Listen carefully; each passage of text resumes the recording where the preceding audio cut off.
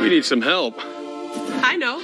I'm going to CashNetUSA.com. And if approved, we can have the money in our account as soon as the same business day. Go to CashNetUSA.com to apply for the money you need. Emergencies happen, whether or not we are in a pandemic. You need help, we're here. So the ER has remained a very safe place for you to come to be evaluated. We continue to mask up. You still can have family with you. ARH has 13 hospitals that are all staffed by well-trained medical professionals, ready and open 24 hours a day to help you and take care of you in sickness or injury. ARH, more for Appalachia. Your Belfry Total Pharmacy has an important message for Matewan, Buskirk, and McCarr residents. You already know that Total Pharmacy spends 100% of their time filling your prescription. They're dedicated to making sure it's filled right and all your questions are answered. Now here's the big news. Total Pharmacy will offer free home delivery to all of Matewan, Buskirk, and McCarr. That's free home delivery from Total Pharmacy in Belfry, now offering total convenience for Matewan, Buskirk, and McCarr.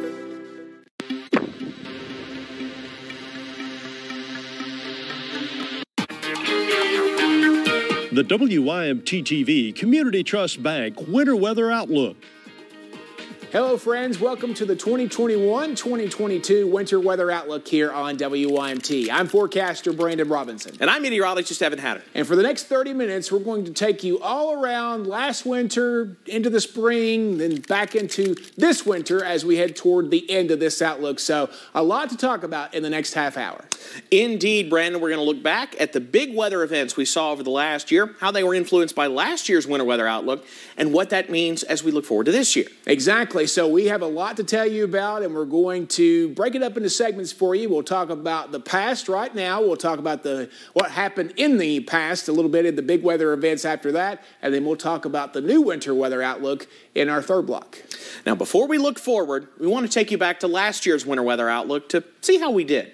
As we head into the winter season, you guys at home are probably at some point going to hear that either a winter weather advisory or a winter storm watch or warning has been issued. And each one is a little bit different than the other, so we are going to break down each category, starting with that winter storm watch. Now, this is typically issued within about 2 days prior to when we actually expect that event to occur. And nothing has actually formed yet, but all the ingredients are there. The atmosphere is very prone, and we are expecting a certainty that it is fairly possible that something will form. And when it does cross over our region, it is capable of producing that 4 inches or more within just a 12-hour time frame. Now, as we head a little bit closer to when that event is going to occur and pass across our region, and we've actually started to see something form, that's when either a winter weather advisory or a winter storm warning will be issued. Starting with that advisory, now this is issued within just a day before that event is expected to actually cross our region. It's already approaching us though, and when it does pass by, we're only expecting about 1 to 4 inches to fall within that 12-hour time frame. Where the warning, now this is kind of the big dog. If you hear that a winter storm warning has been issued, you know you're kind of in this top category here because it's very similar to that winter weather advisory, although those amounts are different. With the warning, we are expecting that 4 inches or more within that 12-hour time frame. So with that, we are going to be seeing more closings, more road risks, and more severe weather risks just all around. But now we're going to toss it on over to Evan to take a look at what our temperatures were last year versus average. Thanks, Brooke. Now let's take a look at where temperatures were last year compared to where they should be. December, we average about 38.1 degrees for the month of December. Now, that's every high, every low, averaged out across the whole month. Now, for December, we were about 5.5 degrees warmer than that at 43.5 degrees. Same thing for January. Average is just shy of 35 degrees. We were a good 5 to 6 degrees warmer than where we should be at 41.8. And the theme is, same thing in February. Just shy of 39 degrees for the average. We were warmer again by 4 to 5 degrees, closer to about 43.2. So, no matter how you slice it, we were above average for temperatures during the last winter. Now, let's take it over to Brandon to see how that shakes out for both precipitation and snowfall. Thank you, sir. Now let's take a look at precipitation statistics from the National Weather Service office over at Jackson. Average versus last year. So for December, we were well above average there. Usually about 4 inches. We were about 6 1/3 there. As we head into January, we got a little bit closer to average. You'll see right around 3.61 is our average. About 3.37 is where we were at. And for February, it was a very active month with precipitation. We got to almost 8 inches of rain when we should be about 3 3/4. Now over to snow, we were well below average, of course, last year. About 5 inches for December, 7 inches for January, and about 7 inches for February. The most we got was in February. That was 3.6 inches. Now let's go back over to Evan, who's going to talk about NOAA's winter weather outlook.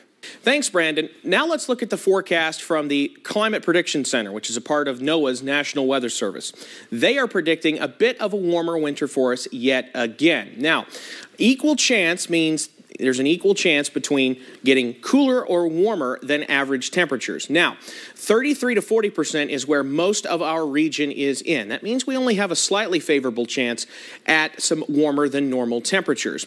As you go further south into the deep south, that number goes up to 40 to 50 or even 50 to 60%, where they're expecting a greater chance of a warmer winter. Now, when it comes to precipitation, we're also expected to be on that equal chance line, which means we could be drier than normal or wetter than normal. 33 to 40% just off to our north and west, where 40 to 50% over portions of the Great Lakes, including places like Indianapolis and Cincinnati. As you go further south, the same thing in areas that are warmer than normal.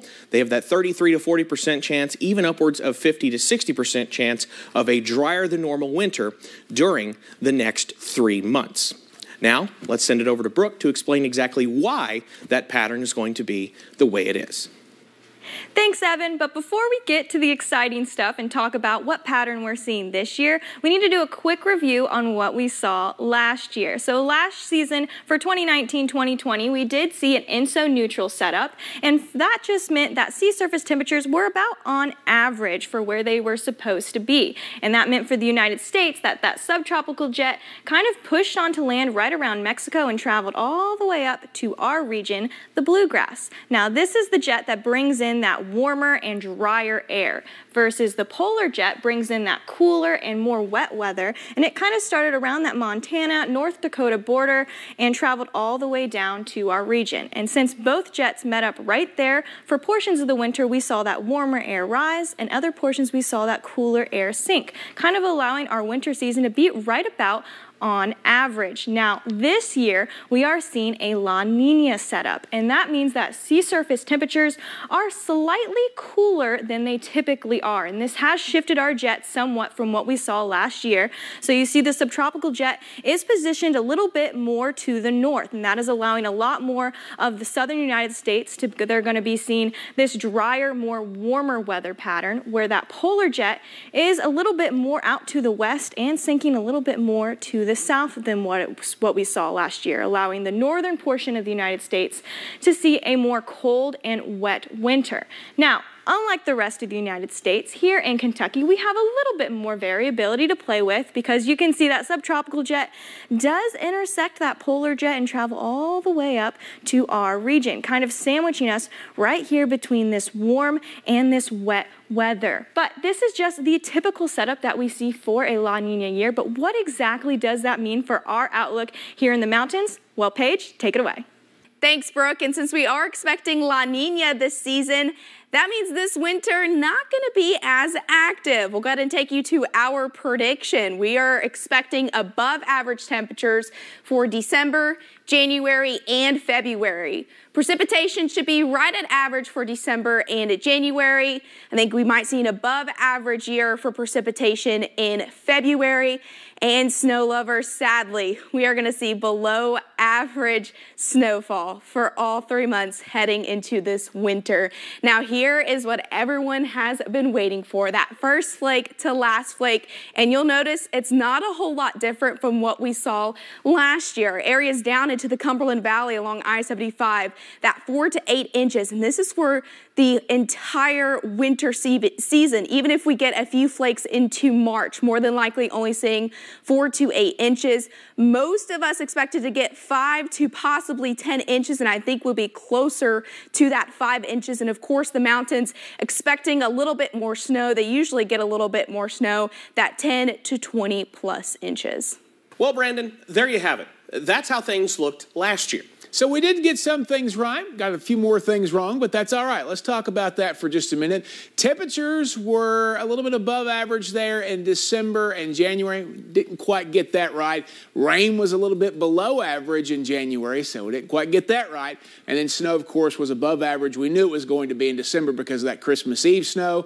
And then, of course, in February, it was above average, and we went below average for all 3 months.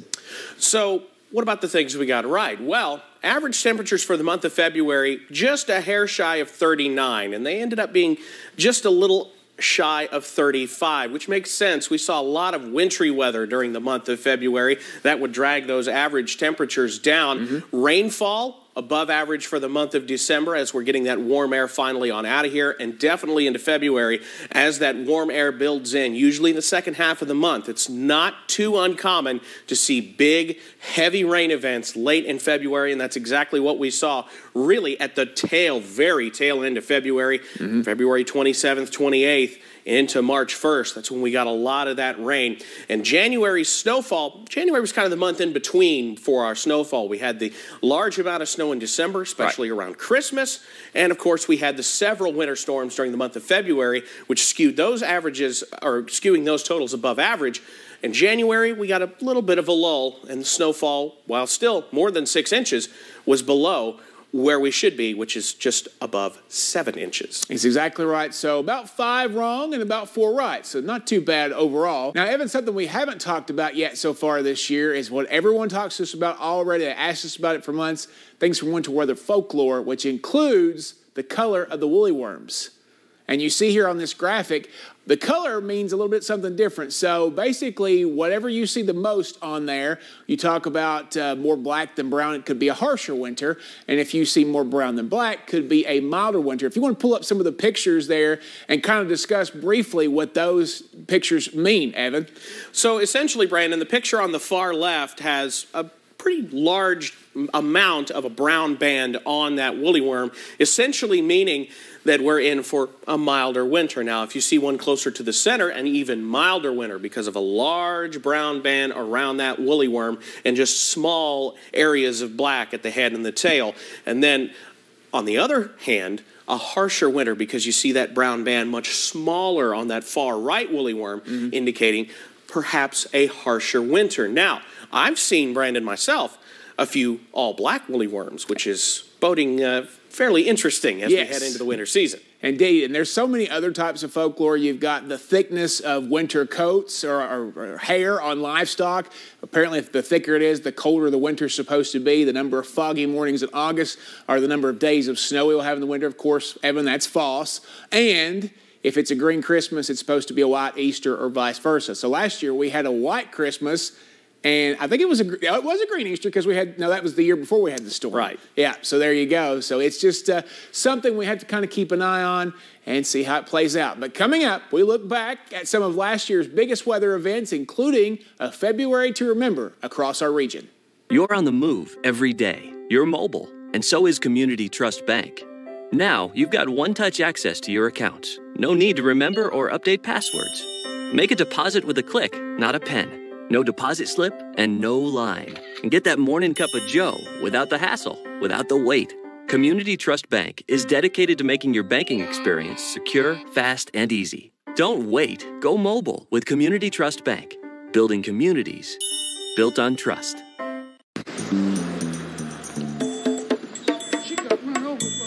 Wow. Think they'll take our case? Hi, Mr. Cooper. Here for your injury case? We're just regular people. Oh, at Morgan & Morgan, we treat all our clients like VIPs.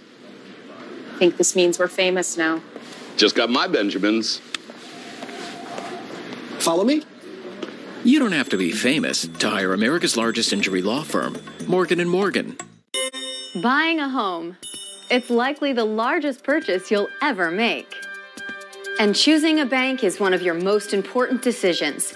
Choose wisely. Choose Community Trust Bank to get you home. With over a century of mortgage experience, we're committed to the highest standards of personalized service. For strengths only a community bank can offer, look to Community Trust Bank. Building communities built on trust. In the City of Angels, solving crime is a family affair. You help me catch this guy, and I'll go to Aunt Irene's next party, all right? Deal. Numbers.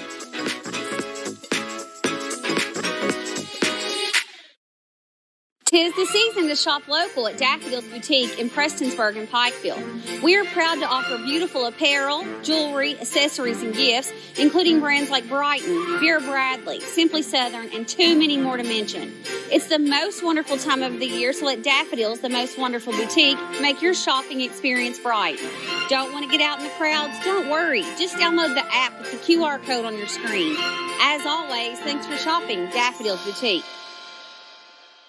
While last year wasn't as big as 2020, we still had our share of major weather events, and even one that hit us right before it ended, giving us the white Christmas everyone wanted.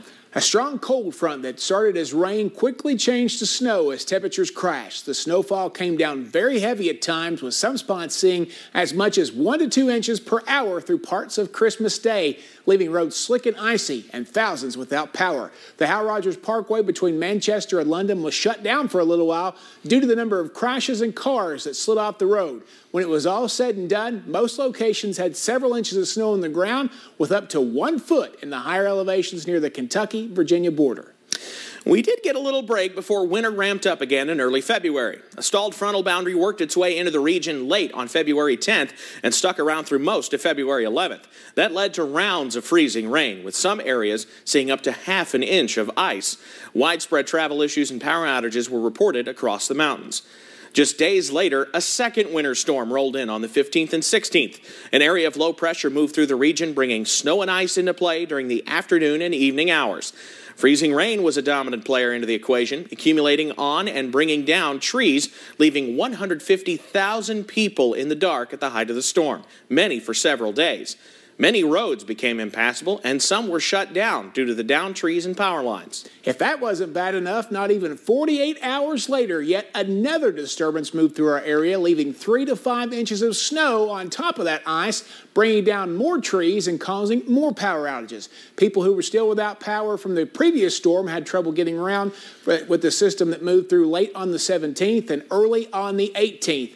And to cap off the shortest month of the year, historic and catastrophic flooding came with that heavy rainfall that moved across the region late on the 26th and lasted off and on through the first day of March. Areas hit hard by the first round of heavy rain were along the Hal Rogers Parkway. The second round of rain stalled out over Powell and Menifee counties late on the 27th, causing flash flooding into the morning hours on the 28th.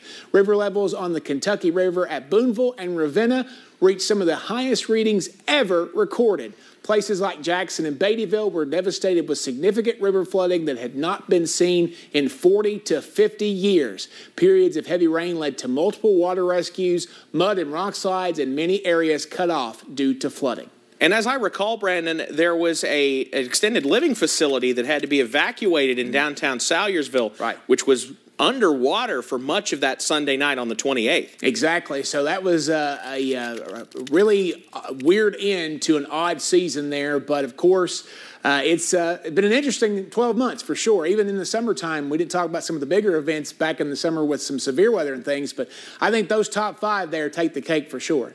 Absolutely. Now the question becomes, do we see even more of that as we head into this winter? Coming up, we'll have the moment you've all been waiting for, this year's brand new winter weather outlook.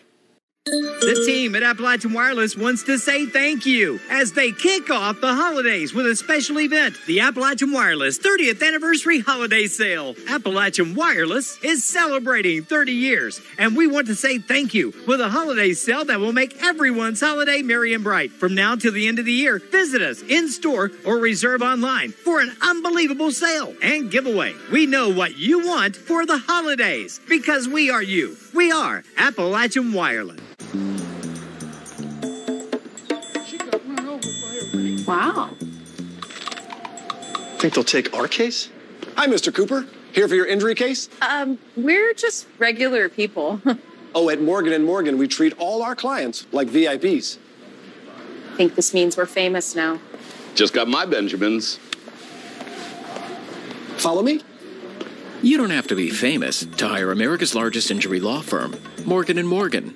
You're on the move every day. You're mobile, and so is Community Trust Bank. Now, you've got one-touch access to your accounts. No need to remember or update passwords. Make a deposit with a click, not a pen. No deposit slip and no line. And get that morning cup of joe without the hassle, without the wait. Community Trust Bank is dedicated to making your banking experience secure, fast, and easy. Don't wait. Go mobile with Community Trust Bank. Building communities built on trust. Buying a home. It's likely the largest purchase you'll ever make. And choosing a bank is one of your most important decisions. Choose wisely. Choose Community Trust Bank to get you home.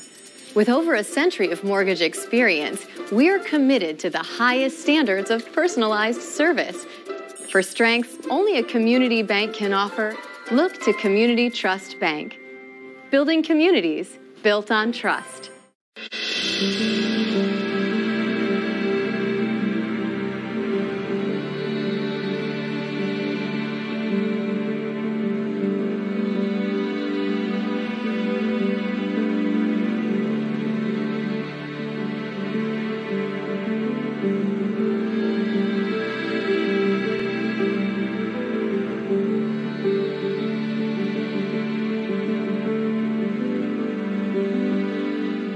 Well, the moment you've waited for, the entire special, is finally here. We are ready to release our new winter weather outlook for the 2021-2022 season.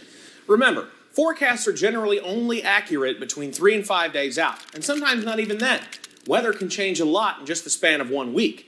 This forecast covers 3 months. That's exactly right. Meteorologist Cameron Aaron starts off with a recap of the difference between winter weather alerts. Thanks, Brandon. As we get closer to the winter season, you guys at home may start to see different winter weather advisories, watches, and warnings come out for your area. But what do those actually mean? We'll start with a winter storm watch. That comes out about 2 days before the storm is expected to roll through the mountains. Now, the storm is possible, and we could see about 4 inches over the span of 12 hours. The next would be a winter weather advisory, a little bit closer to the winter weather event, about 24 hours before, and the event is approaching our area. Now, the winter amount is about 1 to 4 inches over the span of 12 hours. Next, we have a winter storm warning, also about 24 hours before the event arrives. It's approaching the mountains, and we could see upwards of 4 or more inches over the span of 12 hours. Now that we discussed those different winter weather alerts, let's jump back to last year and see how we compared in terms of those temperatures. Now, for the month of December, we should be around 39 to 40 degrees. We were slightly below that, around 39 degrees. Jumping up to January, we were about 2 degrees above where we should be for this time of the year. And jumping over to February, well below average, we should be in the upper 30s to lower 40s. But last year, we were in those middle 30s. Now, jumping over to precip, we were above average for December, should be around 4.5 inches, got upwards of 5 inches for the month of December. Jumping over to January, just below average, should be in around 3.61 inches, actually around 3.5 inches for the month of January. And check out February, almost double what we should be for this time of the year, jumping up to over 8 inches as we got towards the month of February. Now, jumping over to snowfall, we should be around 4 inches for the month of December, above average in 2021, got upwards of 9.6 inches of snow for the month of December. Over to January, actually below average for the month of January, should be around 7 inches, got upwards of around 6.5 inches for the month of January.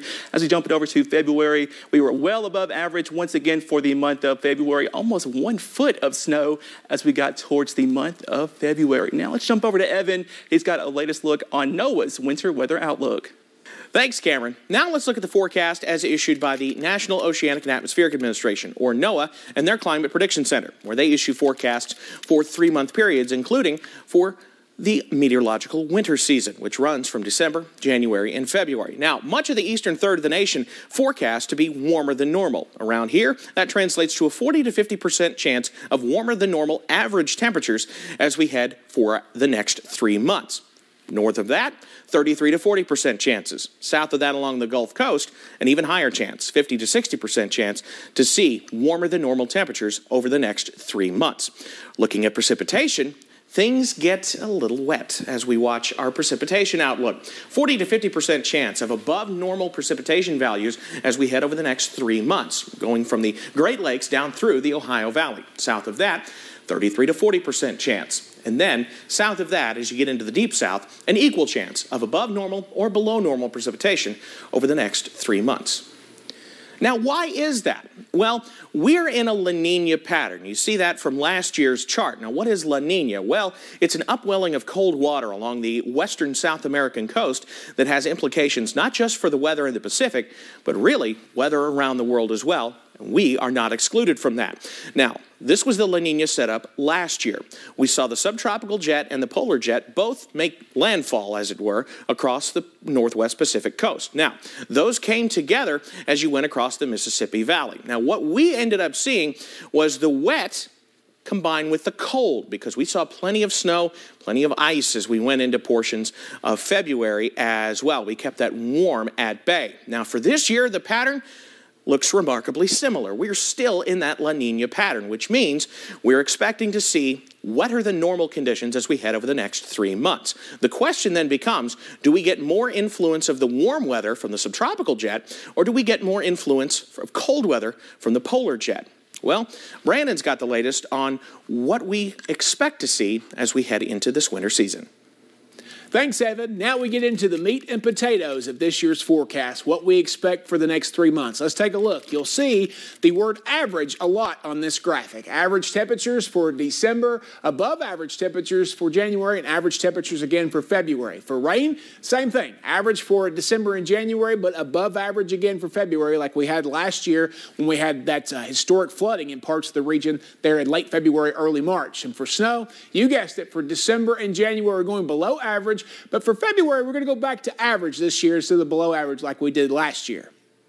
All right, now the graphic you have all been waiting for. First flake to last flake, the snowfall outlook for 2021-2022.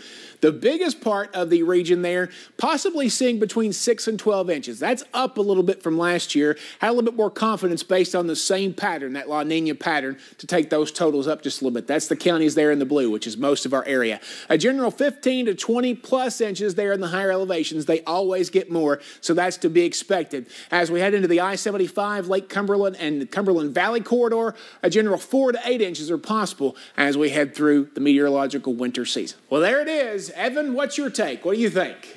I do think, considering what we saw last year with the higher snowfall totals, it all depends, of course, when we get that big system. Of course, last year, one of the big systems on Christmas Eve. Still a little far out to see what we're going to see this Christmas, but I do think it'll be interesting to see where the battle zone sets up, where that jet stream is. If it's a little further north, I think we could see some slightly warmer conditions, see a little bit more rain. If it's a little further south, kind of like what we saw last year, we could see more snowfall, more sleet and ice events like we saw last year. So it'll be interesting to see, and especially where that moves during the season as well. Because typically we get that jet stream moving a little further north as we head into the end of February, and that's where we get those big rainfall events. So that'll be what's interesting to me to see just where the jet stream sets up. I think that's going to be a problem for us again this year if we had to make a bold prediction that we have that severe flooding again at the end of February. It's been, I think, almost 5 years in a row now, so I'd say that's going to be another factor there too. So we're going to keep an eye on things, keep you posted as winter progresses, and we will keep you in the know as we get in the know. That's going to do it for the 2021-2022 Winter Weather Outlook Special. We appreciate you joining us, and we'll see you next time. I'm Dr. George Corey. I'm a neurologist at ARH. The ways that ARH address the access to neuroscience coverage, it's everything from more neurologists to home telehealth, where you can have a neurologist accessible from your house. ARH offers 24-hour neurological coverage for emergencies across their entire system. But we have the ability to really offer timely care, from memory care, dementia, having your headaches treated, having very emergent stroke care. ARH, more for Appalachia. You're on the move every day. You're mobile, and so is Community Trust Bank. Now, you've got one-touch access to your accounts. No need to remember or update passwords. Make a deposit with a click, not a pen. No deposit slip and no line. And get that morning cup of joe without the hassle, without the wait. Community Trust Bank is dedicated to making your banking experience secure, fast, and easy. Don't wait. Go mobile with Community Trust Bank. Building communities built on trust.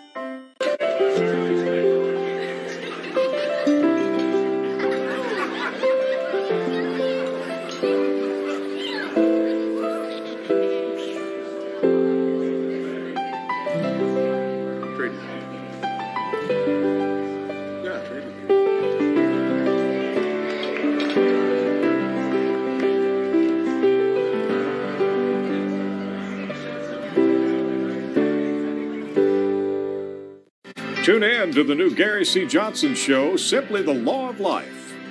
Join us 7 p.m. Tuesday evenings here on WYMT.